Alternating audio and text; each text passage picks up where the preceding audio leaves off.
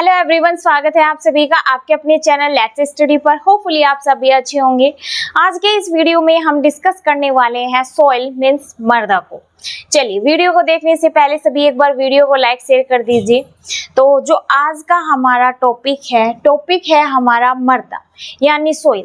तो पहले हम देखते हैं ये सोइल होती क्या है, यानी मिट्टी। सोइल को एक तरीके से बोला मृदा है और मृदा को ही मिट्टी कहते हैं। देखिए, पृथ्वी पर इतने सारे तत्व हैं, उन तत्वों में से एक तत्व है मिट्टी यानी मृदा। तो देखिए, ये जो मिट्टी बनी हुई है चट्टानों, वायु, जल, ह्यूमस, इन सब से मिलकर बनी हुई है मिट्टी। इन सब का इन्वॉल्वमेंट है एक तरीके से मिट्टी के बनने में। दूसरा, मैं इसके अतिरिक्त बात करूं, इन सभी पदार्थों के अतिरिक्त बहुत सारे खनिज भंडारों का जो मिक्सर है वो भी ये उन सब के मिक्सर से भी बनी हुई है मिट्टी।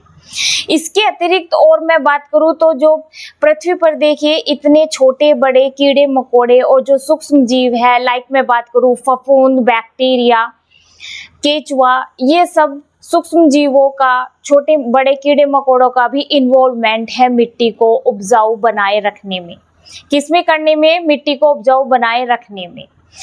ये तो हुआ मिट्टी के बारे में। अब हम देखते हैं मिट्टी का फॉर्मेशन एक तरीके से कैसे हुआ। तो फॉर्मेशन ऑफ सॉइल मतलब मिट्टी का निर्माण। तो देखिए, जो मिट्टी है ना, पहले टाइम में जो मिट्टी थी एक ठोस चट्टान, जो यानी अब मैं बात करूँ तो हमारी पृथ्वी का जो सबसे ऊपर की जो लेयर है, एक तरीके से जो पृथ्वी है, हमारी जो धरती है, जो ऊपर की जो पृष्ठ है, एक तरीके से मिट्टी होनी चाहिए, लेकिन नहीं। पहले के टाइम पर जो मिट्टी की जो ऊपरी पृष्ठ थी, यानी धरती की जो ऊपरी पृष्ठ थी, वो एक ठोस चट्टान से बनी हुई थी। फिर वो ही ठोस चट्टान देखिए हजारों वर्षों में फिर पहले मैंने बताया जो मिट्टी की ऊपरी लेयर थी वो थी एक ठोस चट्टान से मिलकर बनी हुई थी ऊपरी लेयर धरती की। और आज के टाइम में क्या है? ऊपरी लेयर धरती की मिट्टी है। फिर इस मिट्टी का फॉर्मेशन कैसे हुआ?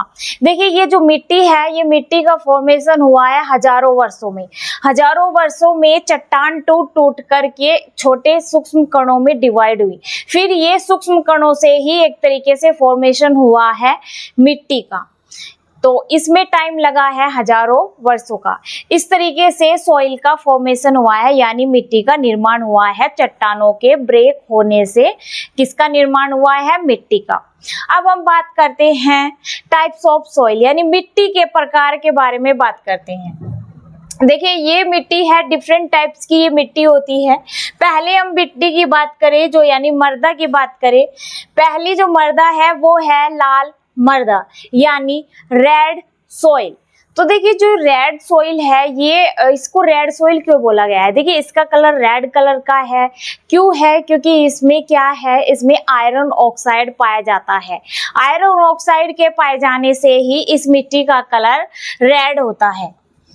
दूसरा, देखिए, इसमें नाइट्रोजन और ह्यूमस की भी जो है इसमें कंसिस्टेंसी देखी गई है मिट्टी में, और आयरन ऑक्साइड के कारण इसका कलर लाल होता है।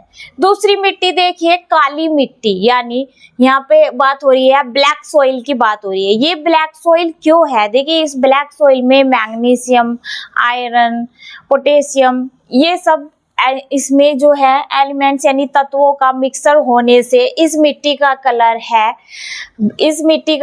है ब्लैक है। नेक्स्ट देखिए जलोढ़ मृदा, ये है जलोढ़ मृदा यानी जलोढ़ मिट्टी। देखिए, जलोढ़ मृदा, ये एक तरीके से जलोढ़ मृदा देखिए क्या है, कैसी है। ये गोल व चिकने कणों से मिलकर बनी हुई है। इस जलोढ़ जमाव में ही गाद, चिकनी मिट्टी और बालुई वाला जो स्तर होता है मिट्टी का, इस तरीका का जो है इस जलोढ़ जमाव में मिट्टी के कुछ स्तर देखे गए हैं। ये जो जलोढ़ मृदा है, इसमें धान, गेहूं की फसलें अच्छी उगाई जाती है। ये बहुत उपजाऊ मिट्टी होती है जलोढ़ मृदा। नेक्स्ट देखिए मरुद भूमि। ये जो मरुद भूमि है, यानी जो डेजर्ट वाला इलाका होता है ना, उस वाली मिट्टी को बोलते हैं मरुद भूमि मृदा कहते हैं। तो डेजर्ट वाले इलाके वाली मिट्टी को कहते हैं मरुद भूमि मृदा। तो वहां पे ये जो मरुद भूमि होती है, ये जो रेतली और छिद्र युक्त वहां की ये मृदा होती है। दूसरा, वहां पर जो ये पौधे उगाए जाते हैं, जैसे मैं बात करूं नागफनी जैसे पौधे यानी कांटेदार पौधे उगाए जाते हैं इस मरुभूमि मृदा में। नेक्स्ट देखिए पर्वतीय मृदा, यानी पर्वतीय मृदा से पता लग रहा है यानी पहाड़ वाले इलाके में जो सॉइल होती है ना, उस सॉइल को कहते हैं पर्वतीय मृदा। ये जो पर्वतीय मृदा है वहां पे बालुई चट्टाने, चिकनी मिट्टी, सैल, इस तरह की जो है वहां पे सॉइल प्रेजेंट होती है। और वहां की मिट्टी में जो है ह्यूमस, बहुत ज्यादा ह्यूमस की कंसिस्टेंसी देखी गई है। तो ये पर्वतीय मृदा कुछ इस टाइप की होती है। नेक्स्ट देखिए लैटेराइट। लैटेराइट में भी ह्यूमस की मात्रा देखी गई है। साथ ही ये भी बहुत उपजाऊ मिट्टी होती है, जो लैटेराइट मृदा बोलते हैं जिसे, उपजाऊ होती है। और लैटेराइट वाली जो ये मृदा होती है, इसमें चाय, कॉफी जैसी फसलों को उगाया जाता है। अब हम नेक्स्ट देखते हैं, इनके ही कुछ सब टाइप्स को देखते हैं मिट्टी के, जहां से एग्जाम में क्वेश्चन बनते हैं। लाइक मैं बात करूं अभी जो मैं आगे डिस्कस करने वाली हूँ, सैंडी, स्लिट, क्ले मिट्टी, उनके बारे में हम डिस्कस करेंगे। और उन मिट्टी का लेवल कब हाई होता है उनको हम देखेंगे। वाटर फ्लो देखना है उनका, ठीक है ना। कुछ इस तरह की चीजें हम आगे अब पढ़ने वाले हैं। चलिए अब देखते हैं मिट्टी के कुछ टाइप, जहां से प्रीवियस ईयर एग्जाम में क्वेश्चन पूछे गए हैं।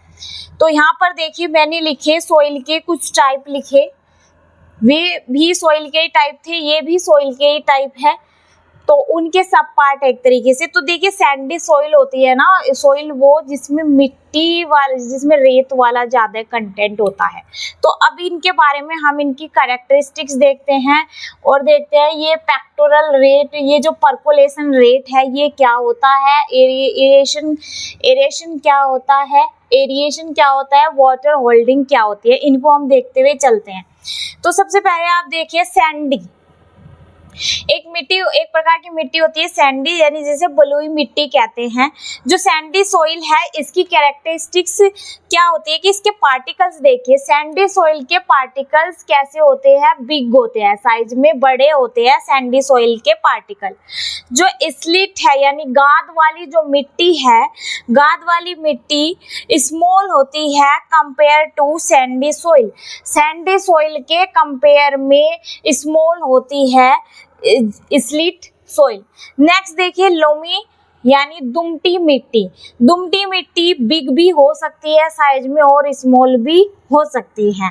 ज्यादातर जो ये लोमी मिट्टी है ये स्मॉल ही होती है, लेकिन कहीं कहीं पर किसी ऐसे एरिया में जहाँ पे इसका पार्टिकल जो है थोड़े बड़े भी देखे जाते हैं साइज में, बट जनरली ये भी स्मॉल ही होती है। नेक्स्ट देखिए क्ले मिट्टी, ये जो क्ले मिट्टी है यानी चिकनी मिट्टी की बात हो रही है। जो क्ले मिट्टी का पार्टिकल या साइज यानी जो कण होते हैं चिकनी मिट्टी के, क्ले के जो पार्टिकल्स होते हैं उनका साइज होता है स्मॉल। कैसा होता है, स्मॉल होता है। अब देखिए जो small particles, big particles, small या बिग पार्टिकल्स की बात चल रही है, इन्हीं के ऊपर इन पार्टिकल से ही ये क्वेश्चन जो एग्जाम में पूछे जाते हैं सॉल्व होने वाले हैं। तो यहाँ पर देखिए पार्टिकल्स बिग होते हैं सैंडी के, स्लिट का होता है small compare to sandy soil के, आगे जो है ये छोटे होते हैं स्लिट के जो पार्टिकल्स है। लूमी बड़े भी हो सकते हैं स्मॉल भी हो सकते हैं पार्टिकल्स, और क्ले के स्मॉल ही होते हैं पार्टिकल्स। अब देखिए मैंने बताया सैंडी सॉइल का जो पार्टिकल्स है वे साइज में बड़े होते हैं, राइट। जो साइज में बड़े होते हैं इसका मतलब देखिए यहाँ पर एक वर्ड दिया हुआ है परकोलेशन रेट, यानी आंसर परकोलेशन रेट। ये जो परकोलेशन रेट है इसका काम क्या होता है, वाटर फ्लो करने का। क्या करता है ये परकोलेशन, ये वाटर फ्लो करता है, यानी पानी का बहाव कराने में, पानी को बहाने में हेल्प करता है परकोलेशन रेट। ये वाटर फ्लो में हेल्प करता है, वाटर फ्लो।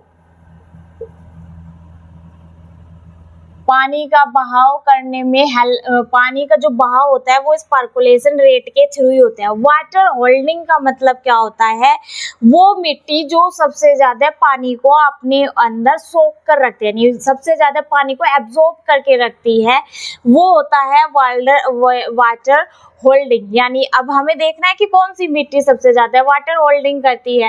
नेक्स्ट है यहाँ पर एरेशन है, यानी बात करें तो हम यहाँ पर वातन है, यानी एरेशन यानी वायु। इसमें हमें देखना है कि किस एरिया के बीच ज्यादा वायु जो है होती है, हमें देखना है कि किसके बीच में ज्यादा वायु है, वो ही हम देखते हुए अभी यहाँ पर चलेंगे।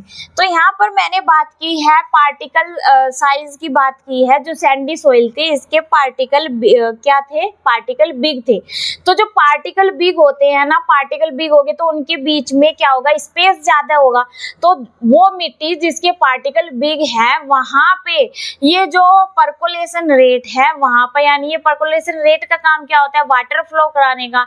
तो वो मिट्टी जहाँ के पार्टिकल सबसे ज्यादा बिग है तो वहां पे स्पेस होगा, इस वजह से वाटर फ्लो वहां पे हाई होगा। ठीक है, तो उस जिस मिट्टी के पार्टिकल्स बड़े हैं साइज में, वहां पे क्या होता है, वहां पे सबसे ज्यादा पानी का फ्लो ज्यादा होता है। कैसा होता है, पार्टिकल जिसके बिग हो गए सैंड के उसके मिट्टी के, वहां पे वाटर फ्लो होता है हाई। कैसा होता है, हाई होता है। अब देखिए क्ले में स्मॉल पार्टिकल्स थे, तो यहाँ पर पार्टिकल्स इतने एक तरीके से इतने छोटे हैं कि इनके बीच में स्पेस नहीं है, जिस वजह से वाटर फ्लो क्ले मिट्टी में वाटर फ्लो नहीं हो पाता। ठीक है, अब एरेशन की बात करें, देखिए प्रोपोर्शनल होते हैं। मैं बात करूं एरेशन की, मैं बात करूं, देखिए यहाँ पर हम प्रोपोर्शनल की बात करते हैं।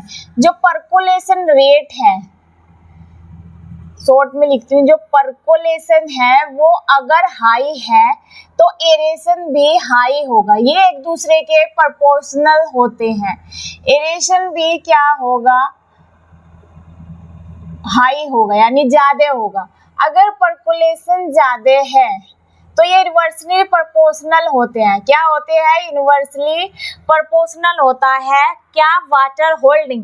अगर पर्कुलेशन ज्यादा है तो वाटर होल्डिंग क्या होगी, डिक्रीज होगी। ये होते हैं इनवर्सली प्रोपोर्शनल, वाटर होल्डिंग होगी डिक्रीज पर्कुलेशन के ज्यादा होने से। पर्कुलेशन ज्यादा होगा तो एरेशन भी ज्यादा होगा, पर्कुलेशन ज्यादा होगा तो वाटर होल्डिंग कम होगी। अगर किसी मिट्टी में वाटर होल्डिंग ज्यादा है तो पर्कुलेशन क्या होगा, कम होगा।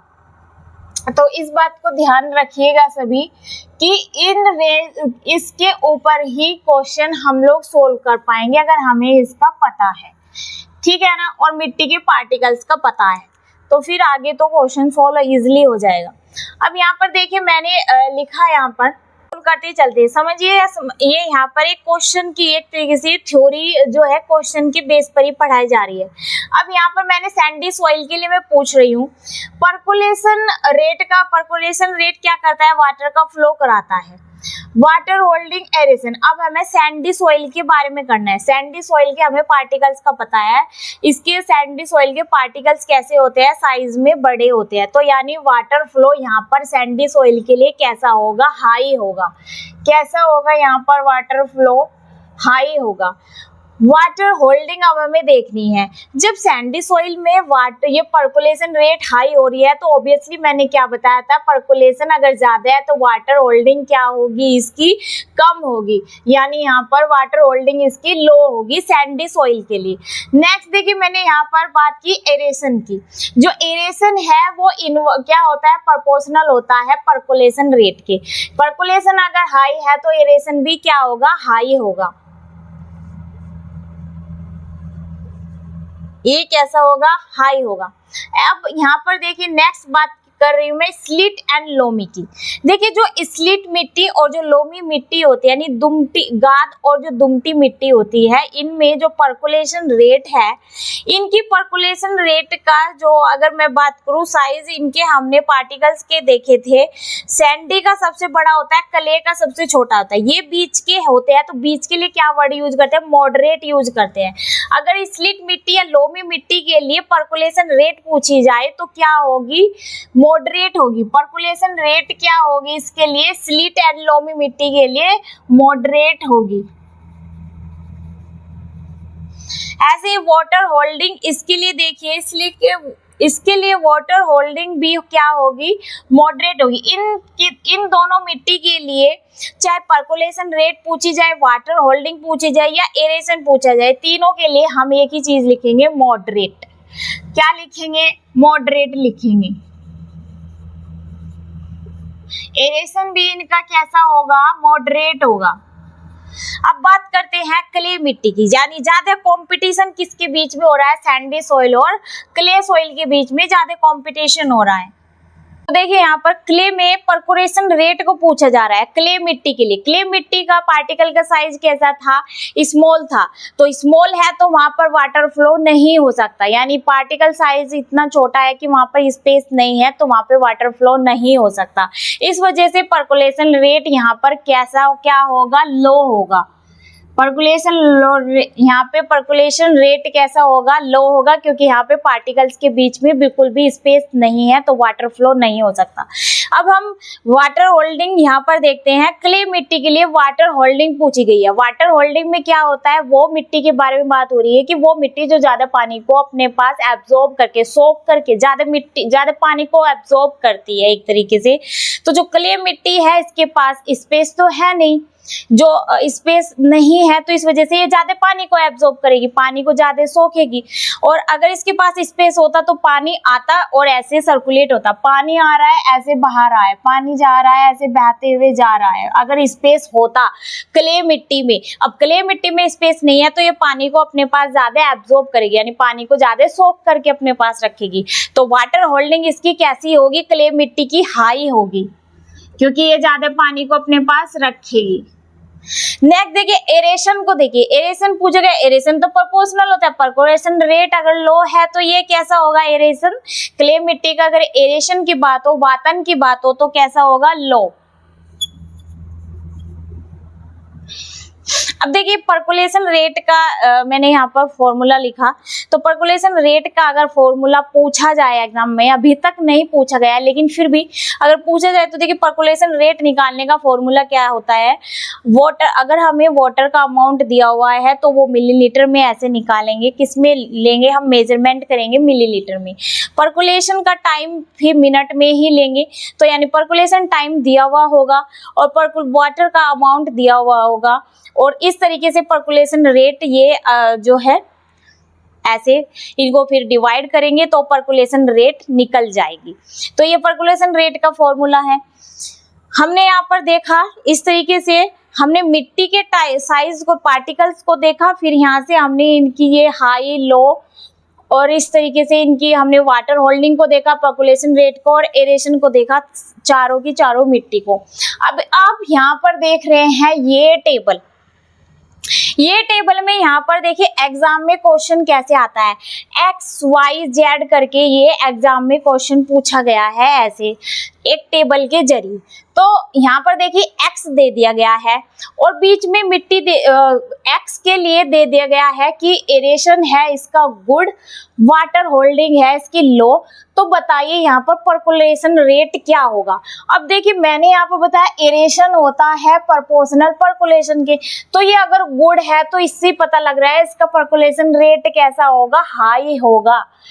और यहाँ पे वाटर होल्डिंग क्या है इसकी, लो है, तो पर्कुलेशन रेट क्या होगा, हाई होगा।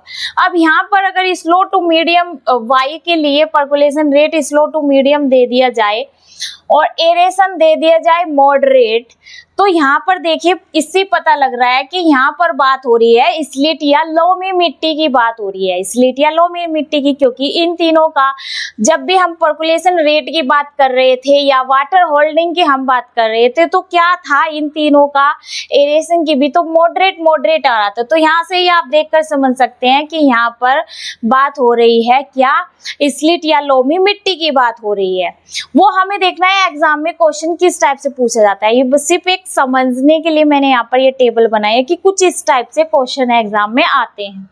नेक्स्ट देखिए यहाँ पर जेड दे दिया गया है कि यहाँ पर कोई भी मिट्टी दे देंगे इसमें से, ये तो सिर्फ एक रखा गया है कि ये एक्स है, ये वाई है, जेड है। यहाँ पर इसमें से लोमी मिट्टी हमें फिल करना होता या फिर ये ब्लैंक होता, तो ये इन तीनों को देख करके हम यहाँ पर क्या लिखते, लोमी मिट्टी लिखते या स्लिट मिट्टी लिखते। हाई दे दिया, यहाँ पे बीच में ब्लैंक दे दिया, लो दे दिया, तो इसको अकॉर्डिंग हम यहाँ पर क्या लिखेंगे, हम यहाँ पे सैंडी सॉइल को लिख सकते हैं। ये तो माना है हमने, एक्स वाई जेड मिट्टी का लिया है एक तरीके से लेवल। नेक्स्ट देखिए जेड के लिए वेरी स्लो, जो पर्कुलेशन रेट है वो वेरी स्लो है। एरेशन इसका पुअर है, ये स्लो है तो ये भी पुअर, ये हमने यहाँ पर ये पहले ऑलरेडी हम समझ चुके हैं। अब यहाँ पर देखिए ये वाटर होल्डिंग हाई होती है, तो वाटर होल्डिंग हाई किसकी मैंने बताई, क्ले मिट्टी की बताई। तो देखिए ये कुछ इस तरीके से टेबल में क्वेश्चन पूछे जाते हैं। तो मैं उम्मीद करती हूँ ये आज का जो मैंने वीडियो बनाया है सभी को समझ में आया होगा। तो चलिए फिर आज की वीडियो को यहीं तक रखते हैं, मिलते हैं नेक्स्ट वीडियो में। If you understood this video then please like, subscribe and share to my channel and thank you so much.